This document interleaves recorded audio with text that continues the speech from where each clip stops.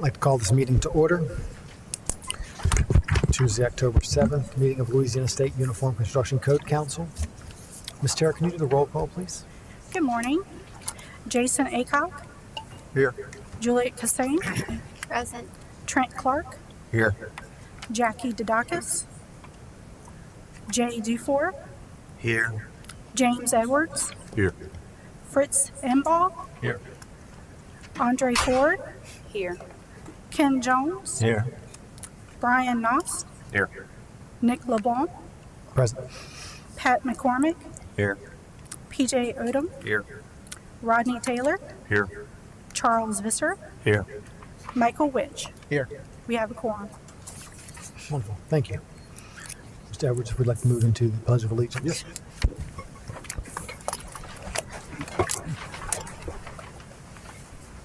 Pledge allegiance to the flag of the United States of America and to the republic for which it stands, one nation, under God, indivisible, with liberty and justice for all. All right. So moving to agenda item A, and slightly before that, I want to welcome our newest members who I believe were just sworn in by Mr. Hassert. So welcome everybody to this meeting. Let's go through. Has everybody had an opportunity to review the minutes as presented? Yes. Is there any comment? Any from the public? I have a question about the minutes. Sure. There's several points in the minutes, since this is my first meeting, where it was mentioned there was some discussion going back and forth, but the nature of the discussion was not detailed in here. Is that common with the minutes? I think it would depend on the specific subject of the minutes itself. If it's cursory review, typically, yes. Okay. And if it was more technical in nature, I would expect it to be in there in a technical sense. Yes, sir. There's some very clear guidelines on what the minutes should contain. Generalized discussion is not a part of that. The minutes have to contain anything that you gentlemen and ladies take a vote on. Other than that, discussion doesn't necessarily need to be outlined because, I mean, obviously at that point, your minutes could be 60 pages long. If you're curious as what they are, all of these meetings are live streamed. They are recorded. They're available on the council's website via YouTube video. You can feel free to watch that at any time. Any discussion? Entertain a motion. Move. Mr. Jones moved. I second. Any opposed? Motion carries. I'm sorry, just for the record, if we can make it clear, if we could identify who makes such motion, who makes the second, that would help with the minutes as well. Absolutely, sir. All right, moving on to agenda item B, welcome introductions. Mr. Brad Hassert. Good morning, all. I just want to tell you thank you for being here. For those that have not had the opportunity to be here yet, there's some faces that have sit on this council in the past. We look forward to you experiencing your knowledge. And this is kind of a work in progress, so your participation is really being begged for by everybody in this room, to include me. I think at some point today, I'll let the chairman get into that. We're going to try to identify some short-term and long-term goals and give the staff here some things to work towards to provide you some information so you can make some decisions without trying to steal too much of your chair's talking points. You're behind in a few things. You're dangerously behind in one, and we're going to try to drive this pretty quickly to get some things stood in place where you can pass the codes as you need to and get an opportunity for review. Certainly, at the appropriate time, please share your thoughts. Thank you. Thank you, Mr. Hassert. So, has there been any further communication with Mr. Temple's office regarding attendance at these meetings? Have we heard back from them? I'm sorry, could you just... Have we had any further communication with Commissioner Temple's office about some attendance, some of these meetings, some of the questions, concerns? The commissioner has indicated that he'd like to attend as many as he possibly can. Obviously, he had a schedule issue last week. I do know he's out of town this week. I actually meet with them Wednesday on some other insurance debacles that we're trying to sort through, and I'm hoping to get an update at that point. I don't know that Tim's going to come to everyone, Sure. But I mean, his chief of staff, Chris Service, he's got a name this long, I can't say it, Chris, is going to probably attend in his stead. And in generalized insurance questions, PJ Odom, who sits on this council, works for Commissioner Temple, and I think he can speak to a certain degree of what his opinions, thoughts, and wishes are. Certainly, I don't want to put PJ on the spot, because I think speaking for the commissioner, not knowing his ideas would probably be bad. Sure. Yeah, I just mean, especially as we're discussing some of the resolutions coming out of the Senate and the House, and discussing some of the standards that are already within the I-codes themselves, and just wanting to have that back and forth. And then how's that going to affect with the underwriters, right? Are we going to see some of these discounts, especially with some of the wind standards changing in the 24 I-codes? All right, we'll move on to C, public comment, non-agenda items. Anything from the public? Please state your name for the record. Mike Smith. I'm here this morning to bring before you with the air conditioning community. Currently, there are no press fittings allowed for our A2L or slightly flammable refrigerants in the state of Louisiana. We're the only state that doesn't have any. There is a new one on the market now. It's presented by Smart Lock, and I believe it meets the requirements handed down in the code to be able to allow it to be able to use in Louisiana. Currently, all the distributors in the areas in the state of Louisiana, even though there's nothing approved, contractors are readily using non-approved fittings out there. So I believe this would be a bridge until the next code council. I do have some handouts here with some information and web addresses for Smart Lock. If y'all would like these, I can give these to y'all, or hand these. I don't know if I hand them to you. Give Ms. Taylor, please. And we'll get those emailed to y'all. Thank you. Are you aware if the product has an ICCES report? Excuse me? Are you aware if the product has an ICCES report? I do not know that. I do know it has a UL listing. It is UL and A2L approved. They have gotten that approval and listing with a UL. Okay, awesome. We certainly want to review it and see it. And as we're going through the technical committees and revising some of these codes and allowing for some different things, one of the more significant things with an ICC Evaluation Services report is they go through and do rigorous testing that more or less inserts it into the building code as an allowable for jurisdictions to use with that ICCES report. That's why I bring that up. Yes, sir. So Okay. within- I can't find out that information. No, I'd like to look that up. Wonderful. Thank you very much. Thank you for your time. Mr. Smith?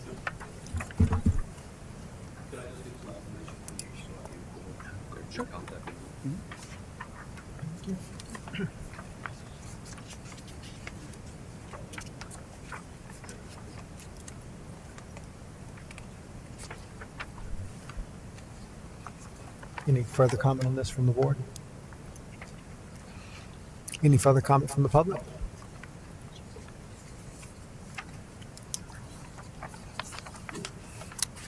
Hearing none. All right. Brad, is now the time you want to discuss some of those short-term goals, or you want to do that a little later into the agenda? It's your agenda, Chairman. I think it's a good time now. Go ahead and have those conversations, unless I know we have somebody with the fire marshal's office if there's a time constraint from Mr. McClintock. Yes, but we were provided with that information that we spoke about last time, of him putting everything together and the recommended wording that he wanted us to consider. That was emailed out by Tara. Okay. All right, we'll talk about that. Unless you object, I don't think that he necessarily needs to be here for us to vote on that. I don't think so.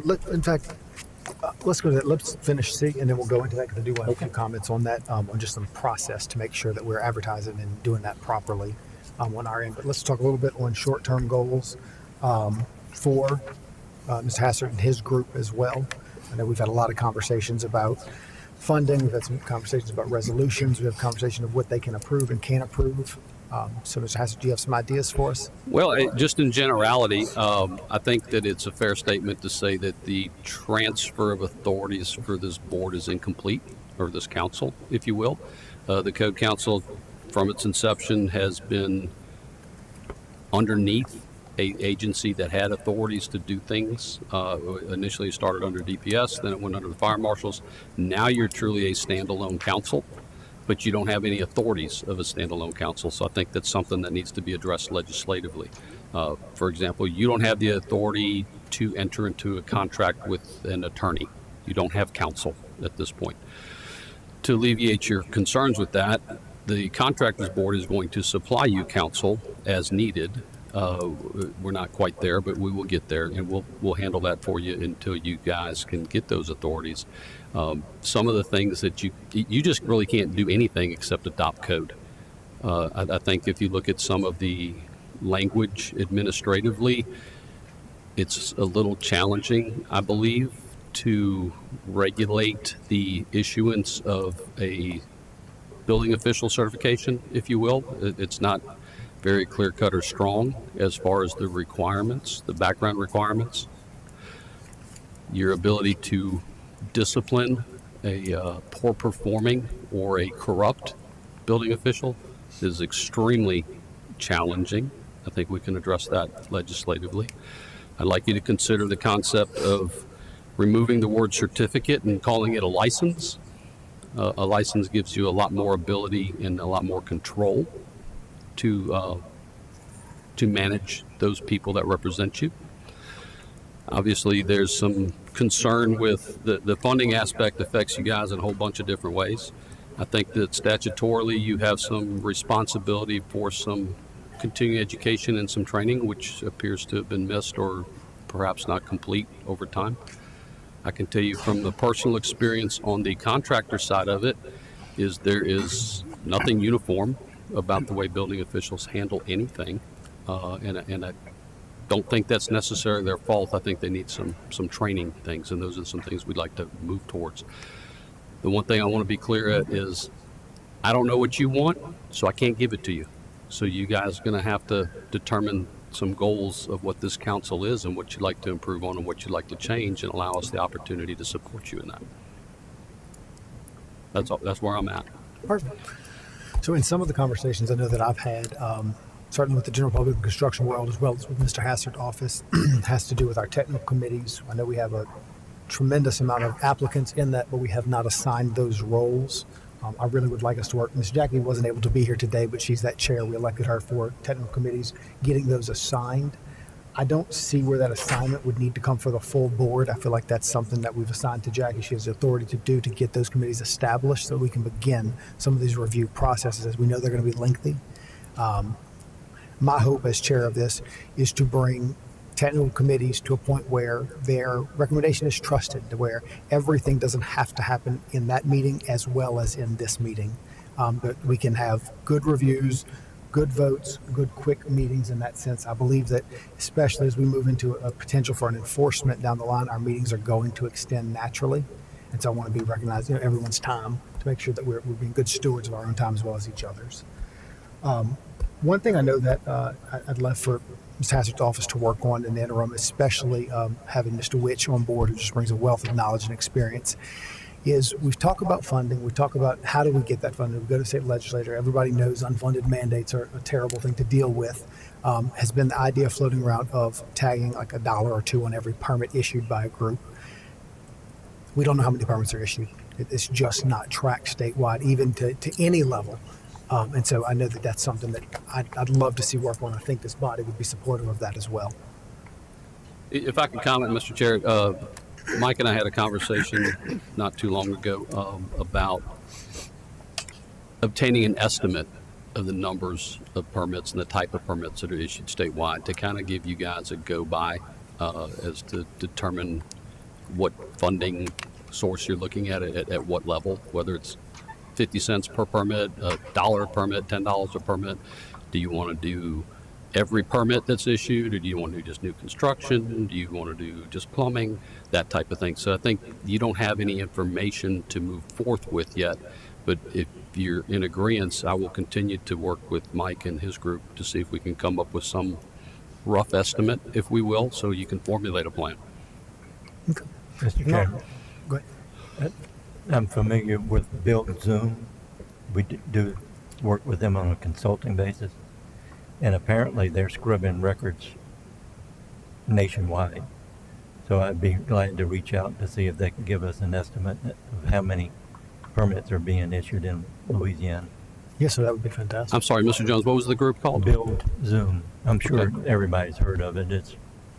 They're in that Space? niche. Okay.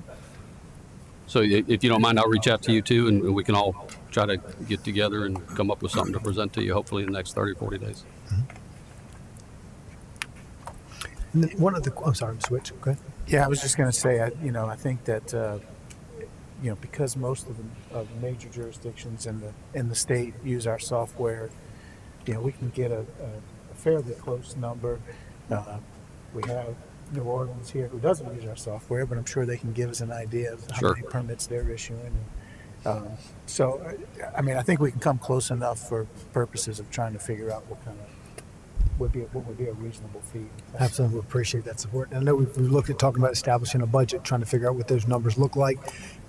Generally speaking, it looks to be somewhere in the range of $750,000 to accomplish the necessary task. But again, until we know those permit numbers, how do we set that fee and go to the legislature? And certainly, I think as we move forth with that, we're going to have to encourage the legislator to trust us that we will adjust the fee down if it ends up being too much.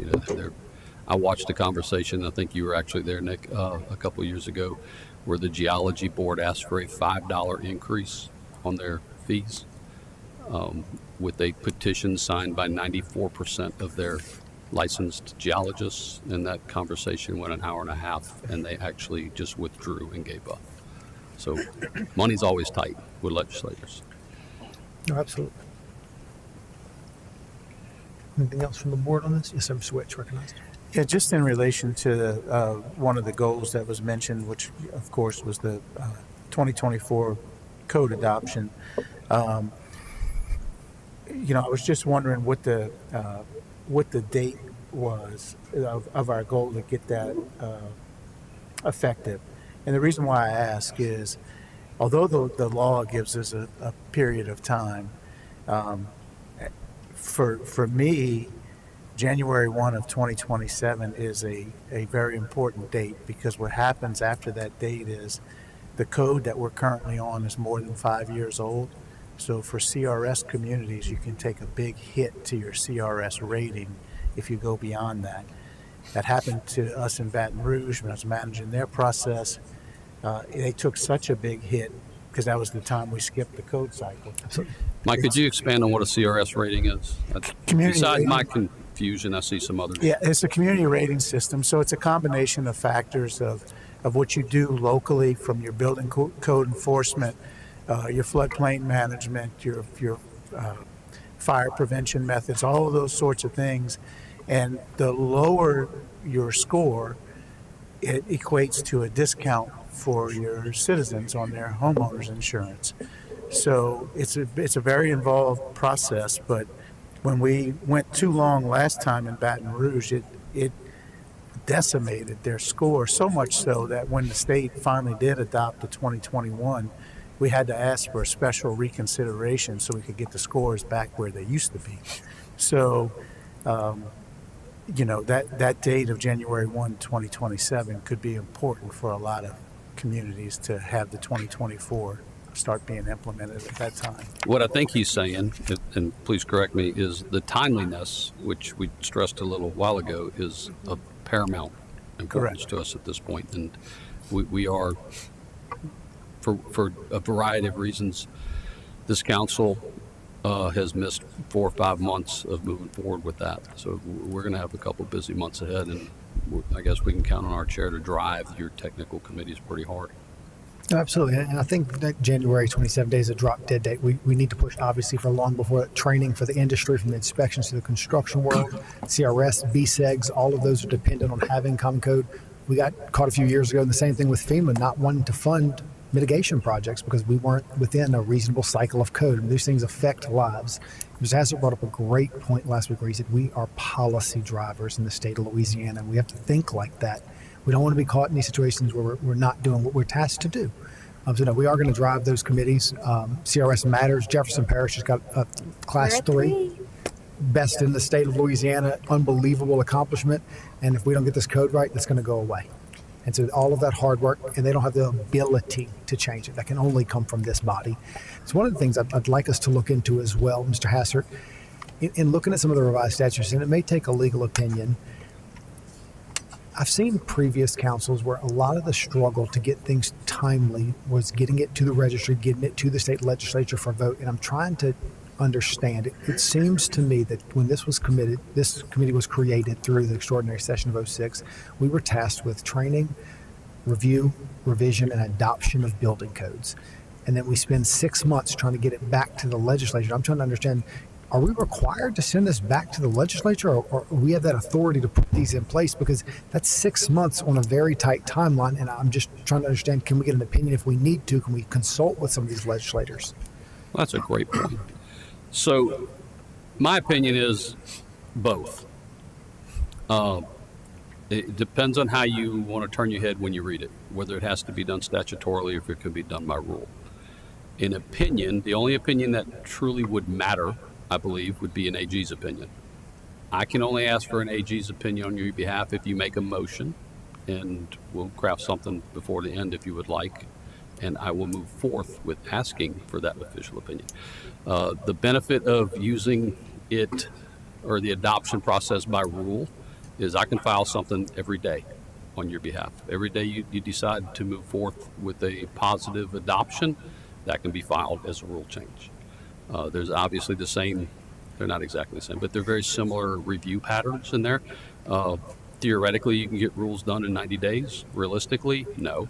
But we don't have to wait till and of course, Mr. Roberts is going to help us with that, they're going to share us a little bit of information. But every time you go to legislature, you got to wait. And that's where we end up. So there may be an avenue for that. I don't know. Mark Roberts of the International Code Council. Historically, and in the statute, you promulgate all of these codes and their amendments through administrative rule, period. You are required to provide a report, I think it's just for the IRC, to the legislature. But again, that is over and above the adoption. The adoption is purely done through administrative rules. If you choose to go through legislature, they're going to specify the specific date of the code, and it's going to be stuck in perpetuity in the legislation. You do not want to do that. I could not agree more. So That's a great answer. Right? I think it's a good answer. Yeah. So one more thing I wanted to add, kind of backing up a little bit. You were talking about when you have to have certain things adopted, when the codes. Mr. Witch mentioned about January of 2027. I would just like to remind the council that Chapter 11 of the IBC must be reviewed and amended by and effective by July 1st of 2026. That's it. Thank you very much. Thank you. Thank you, Mr. Roberts. That does help. Absolutely. Mr. Hassett, if you would work on maybe some of that language for that AG opinion, I'd love to hear a motion later on in this. Can I make a suggestion? Absolutely, sir. Mr. Chair, why don't you let me spend some time with Mark and clarify exactly where that is written, and you may not need an AG's opinion. I'm more than comfortable with that. I can tell you the AG is supposed to issue an opinion within 30 days. The last one I asked for was 182. So if we don't need to do that, let's not. No, that'll get us to July almost then. We'll be in the bind for that. So no, I think that again, let's look into it and see, but if we're able to do that in a little bit more expeditious process, the state wins, we win, everybody wins in that scenario. Is there any other new business? All right, I'm going to move on to new business. D, conveyance devices. Mr. David McClintock, State Fire Marshal's Office. So, Sarah, I was able to look through some of that stuff David sent, and I think it's really good language. I think that we can certainly get that adopted in time. I know for that January 1 date that y'all are looking at. Right. The only concern I have with it is I'm a process person. And so I feel like it would be best to take that language this month, and I can commit to doing that with Mr. McClintock as well as with Ms. Jackie to look at exactly what we're going to put on the agenda to have adoption, have publicly available. I just want to make it as clean as possible for the public. Exactly. Because I think the language itself is okay. I think that maybe there may be some things that need to be cleaned up slightly, but to get it where it's an actual line item in the code, it's clear to us, clear to the public, it's clear to ICC, who's doing some publication for us with Louisiana amendments. Right. And so I feel like it may be a better way to do that, but I also want to discuss it today so that the full board is understanding what's going on with it. Right. I agree with that. I think this was a missing piece to conclude his presentation last time, and this is the information that I thought that needed to be provided so that everyone, like you said, can make an educated decision on if they vote on it, yes or no. They have the information there, all inclusive. And I do agree in looking at this that there were the verbiage, we're setting a precedent. Yes, sir. So, I mean, if we vote on this, and for this, while it seems fair and why it seems legit, if we vote yes on this, then we're setting a precedence and a standard moving forward for other things to come about. And we have one shot to get this right in totality of the circumstances. Absolutely. And just for the full board and for the public to be aware, we're discussing conveyance is now required to be regulated for the first time in Louisiana's history. And so we're talking elevators, escalators mainly, with an annual inspection. And there are some challenges within the adopted code as to if there is a reference standard, which clearly there has to be a standard if you're going to regulate anything. It's a whole new industry, so we're concerned with interpretation. We want to make that as clear as possible. So that's just what that is specifically. Is there any comment on the board? Mr. Chair, if I could just get a little clarity. I think what I heard and what has been discussed is to obtain a complete document from the fire marshal's office, word for word, Yes, of sir. how it would like to be adopted, and we can reference that as Exhibit 1 or whatever we end up calling that, and you could adopt that in its entirety. That's correct. Yes, sir. Where would be That exact would line make it item of code, a whole lot section easier. amended. Yep. And then we could take that in and really want to set that as a standard.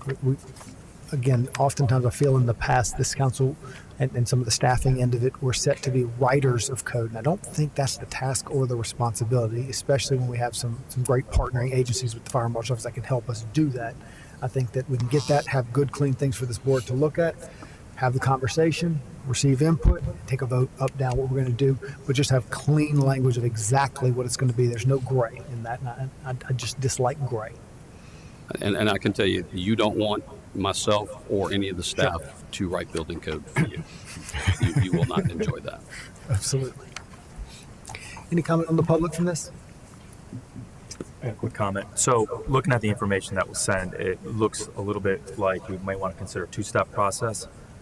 The first step being the reference code section, and then there's a pretty detailed list of some concerns that I think probably need to be vetted in the technical committees. Mm-hmm. So just again through this, maybe not go all the way with the first, but at least clear up the reference code section Absolutely. and then address the areas of concern. And I believe in my conversations with Chief Adams and with Dave McClintock that James, you guys are hoping to have this in play January 1.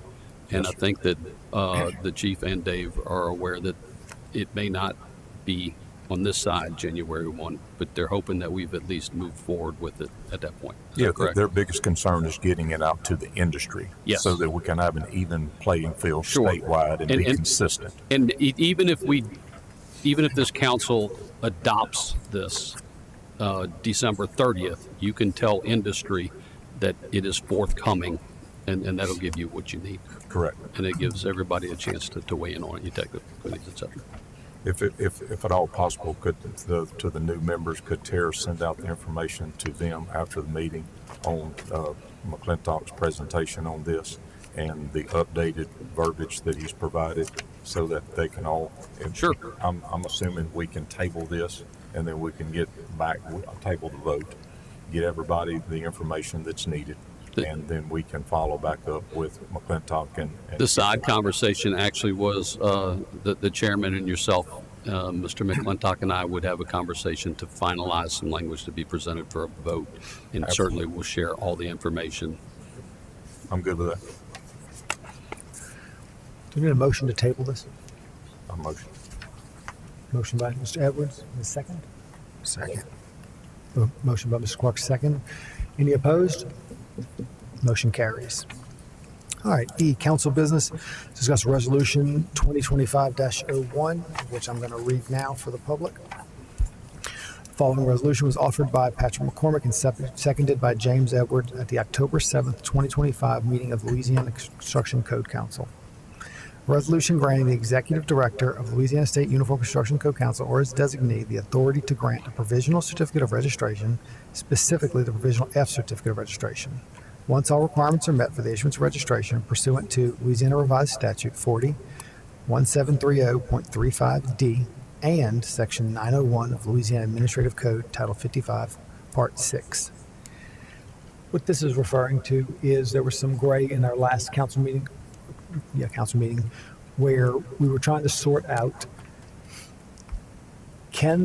does every single certificate need to come before the full board? And I don't think we wanted that. I mean, the conversation was certainly not to have that, and so we wanted to have an official resolution drafted to give that authority, see that to Mr. Hassert or his designee for this. But it will require a motion as it's a resolving of the board. Mr. Hassert, do you have any comments on this? I do not.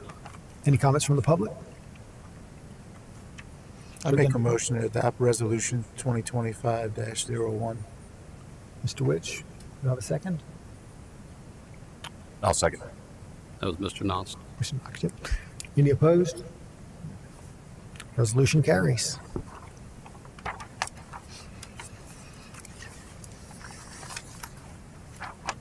All right, moving to F, staff reports. I'm your staff. What do we do for you?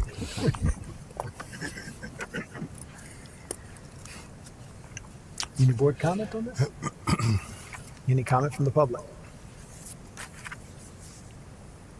Mr. Chair, this may be a time for you guys to have some general discussion while you're here so. on the record about what you're wanting to accomplish, what you're not wanting to accomplish, what you're hoping to gain from me and from our staff here. Sure. So I think that, we're clear on the adoption of these codes. We're looking at specifically Chapter 11 with that drop dead date of July 1. One question I do have, and I know funding is always a question, code books. I believe they've been ordered. Okay, so y'all are going to provide those. Maybe Ms. Rivette can answer that a little bit better. Speak up. Or turn your mic on. Okay, I think what she has said is that that they're trying to get y'all access digitally to them. That's right, we did discuss that. With the thought that the committees could share usage thereof and some version of that. And look, I'm not a technical guy, but you could put notes in where everybody could read instead of sending them back and forth, and hopefully that will work better. But I know that's in process. Thank you. And it's expensive, so y'all need money. I agree. If I can elaborate on that just a minute. I think that's wise. The Fire Marshal's Office has entered a contract with ICC for our architects and several other people to have premium online, and I'm not a tech guy either, but the training that I've received on it, and I do hold a seat in that platform, I think Mark Roberts could explain that a little bit better than me, but why, and before he starts, the only thing that I wanted to say, I think the digital version is great. Even for someone that's not a tech guy, it does have some awesome features. I would just urge on the side of caution, and when we have technical committees many times, and doing that and being a part of that process, a hard copy is hard to replace. It's hard to pay for too, Mr. Edwards. I get it. I'd like to give you everything that you have. That's why Mark's coming up. I think he's willing to donate some code books. Oh, Mark's never donated anything. But maybe he will. Meeting adjourned. Mark Roberts, International Code Counsel. Thank you, Chief Edwards, for those words. I really appreciate that.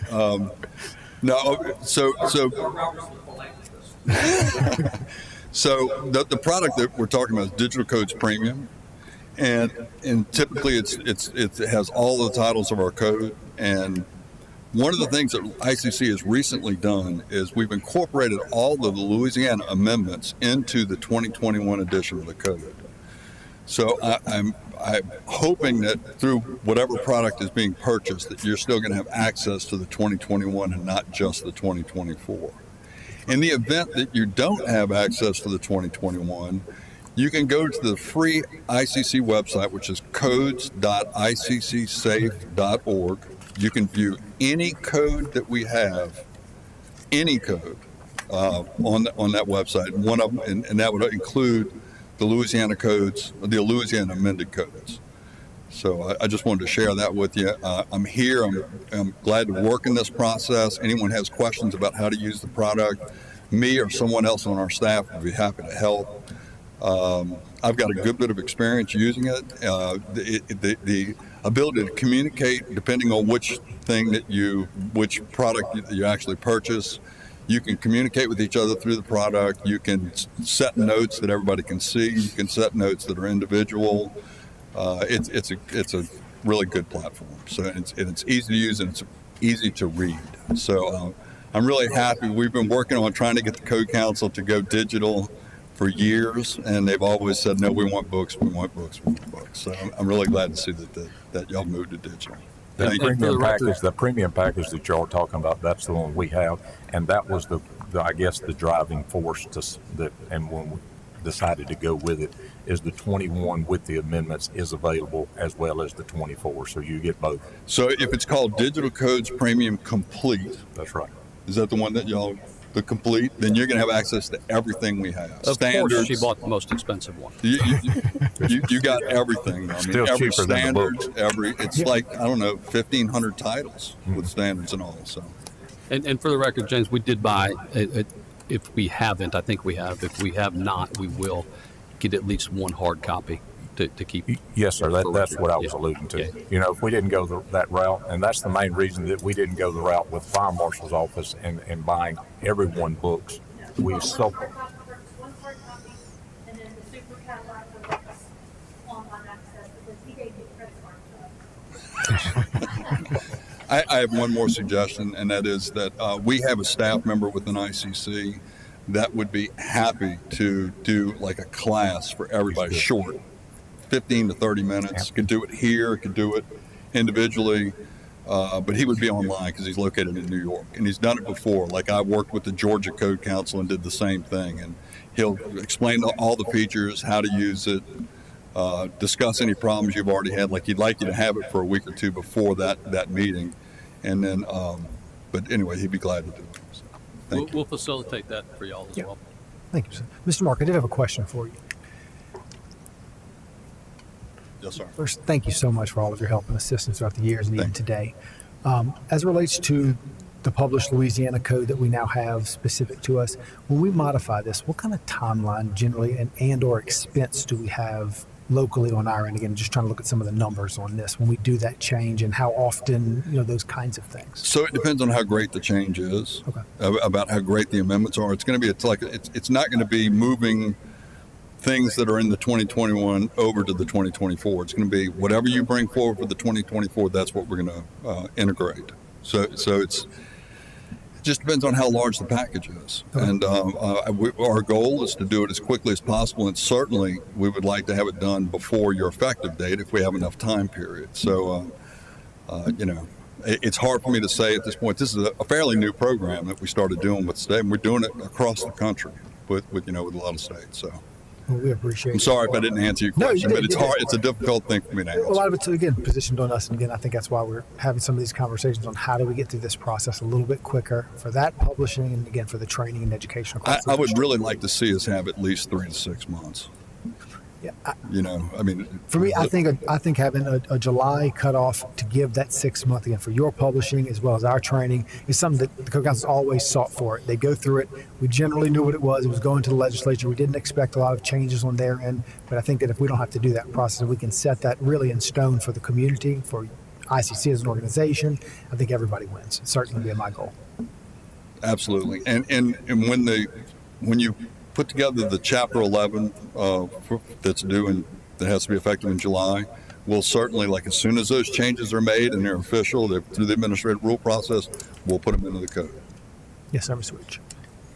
Yeah, so kind of along the same lines, and I've heard y'all mention it, typically when we go to a updated code, in my office, we spend a ton of time putting together presentations to educate the contractors and even our own people, our own code officials. And so I know there's been some emphasis talking about classes the Code Council could put on. And I can tell you, it would be a tremendous weight off of my shoulders if this Code Council could provide comprehensive training to the industry, not just code officials, but to the entire industry.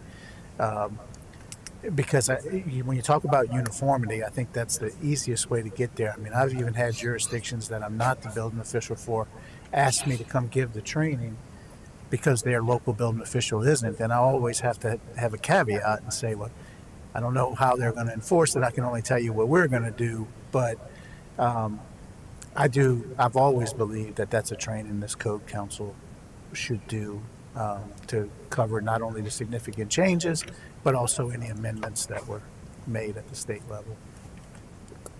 I couldn't agree more. I think, one of the biggest things that, in my experience with local building officials, has been understanding intent of code. And I think it gives it also that opportunity to explain that and then how other portions of the code interact with these changes. And a lot of times I think that's missed.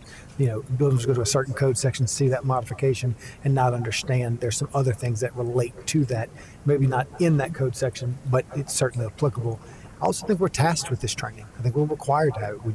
The challenge, again, I hate to keep bringing it up, is money. It just costs money. And so we've really got to figure out our budget on this and figure out getting something to the legislature. Mr. Chair, I believe you can get a lot of your training done at minimal expense with some cooperation of the council itself. Certainly we could host something here anytime. We could do some virtual Zoom type training if need be. I'm not sure what the requirements are specifically, how that needs to be documented, et cetera, but we'll figure that out. And moving forward, I do think, again, speaking from both sides of the industry, the contractor side as well, it would be very beneficial across the board if there was anything uniform with the building officials. Absolutely. The only thing I would ask on the trainings in-house, and I think that's a wonderful idea, and I appreciate that as well, would be that we coordinate with Mr. Roberts, or at least with ICC, to see can we get CECs for that. I just know that in my experience, when a building official is going to get something out of it, especially if it even preferred provider or not, that's where that benefit comes in, being able to do that. If it's free of charge, I don't find that the money is the actual issue with getting training for people. It's dealing with finance. It's filling out the request, all of those things. When it's a free of charge thing and they get a CEC, I think you see tremendous participation from especially the building, the government side of it. Well, we'll certainly work with Mr. Roberts and his team and with the council and do our very best to facilitate that. Thank you, sir. What else do we have? I think Mr. Hudson.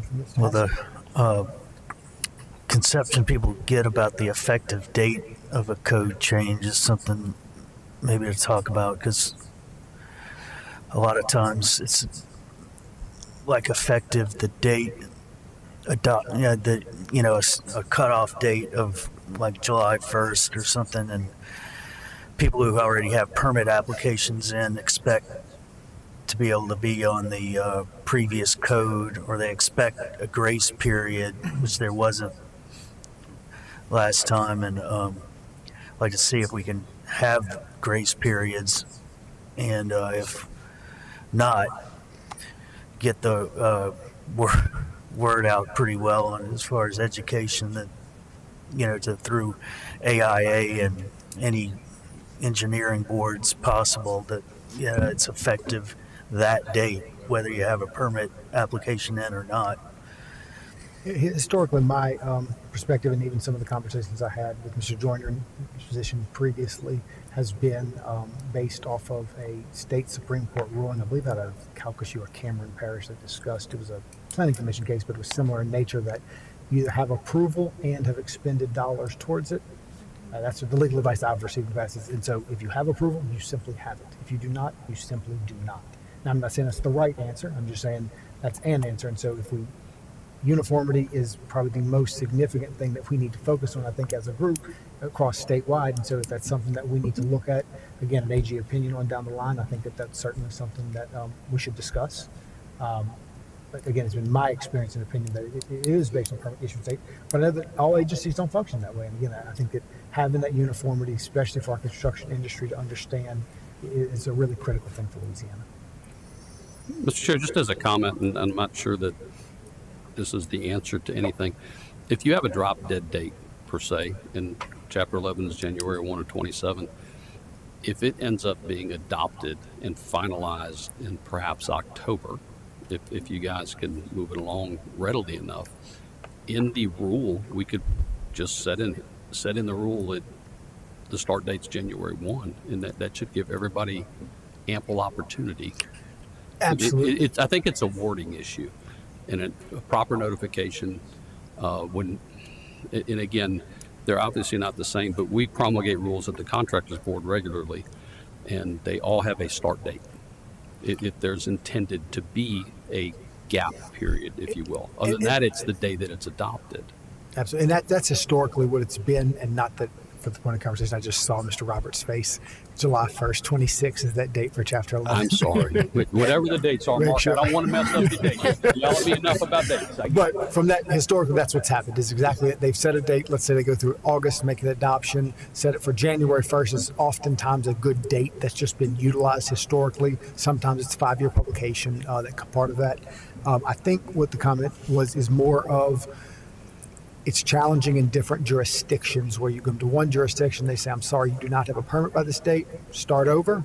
Especially the Energy Code was very controversial how that went into play. There's a lot of redesign on large projects. Some jurisdictions were saying, no, you're far enough in process, we're fine with that. And I think what the question was, hey, can we get some consistency on that for the construction industry to understand that? Again, my opinion on it is you have a permit or not, but that's just my opinion. What I will say is, that process is predicated on having ample time for people to understand the rules, get training on the rules, not have something that goes into effect a day after we vote. And so I think that as we move a little bit more efficiently as this committee, and then certainly our subcommittees, our technicals, I think that we're going to be able to accomplish that.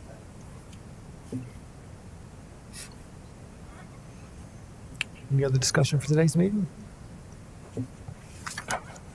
If y'all have topics you'd like to formally discuss on the agenda, if you will notify Ms. Rivette, we'll make sure they're agenda placed with the approval of the chair. Looks like Mark has yet something else he would like to add that we missed. My apologies. If you can't tell, I'm kind of passionate about this group, so I really want to make sure that the right information's put out there. So if I remember correctly, this issue about the period of time that you have to use the existing code versus the new effective code, I think it's in administrative rule right now. I can't remember the exact number and what's there, but if I remember correctly, it's either an administrative rule or it's in the bylaws of this council. It's in one of those two places. It already exists. They hammered this out way back when Randy Noel was chairman. So it's there. One of the things that, and I'm glad you brought up the bylaws specifically, because that is something that we need to work with Mr. Hassard, is looking at and revisiting these bylaws. Overall, some of the statute is pretty clear on it, and some of the things we need to look at. One of the glaring issues, I think, and this is set by statute, is the 2/3 vote. I'm not aware of statutorily. Correct. Yeah, I think we need to look at that as a resolution for this. I'm not aware of any point of committee that does that statewide, and I don't know that that is necessarily beneficial. Mr. Witch? Yeah, I was actually, I went back since I missed last meeting and watched it, and that was one of the things that, excuse me, that caught my attention, because I wasn't aware, one, that you needed a 2/3 vote to basically pass something. But it was mentioned that you needed 2/3 of the council in attendance at the meeting. I was wrong. I was wrong. I was corrected. Right. It's 2/3 of those that are in attendance, not of the council itself. Right. However, 2/3 still, if you have 9 people here, you need 7 to pass something. Correct. So I think maybe that's something that you guys should consider asking for a legislative change on. That was all. I just wanted to kind of, and it was really, I didn't know if you were right or wrong. I didn't even know about the 2/3 thing. We looked So into it I started afterwards. looking at it. Tara corrected me. She took time to read all of it, and I just kind of skimmed it. Just to clarify, Brad, you're suggesting that we might change it to go to a 2/3 vote of the whole council versus? No, sir. I'm suggesting that you strike the words and the thought of 2/3 in its entirety and go to a majority vote of those. A simple present. majority versus Yes, sir. 2/3. Just like every other board and commission and legislative body the state has. And would that be for those present or for the those entirety of the present. council? For those present. Thank you for clarifying. All right, if there's no other comment, I'm going to ask for a motion of adjournment. I'll move to adjourn. Second. Jones. Any opposed?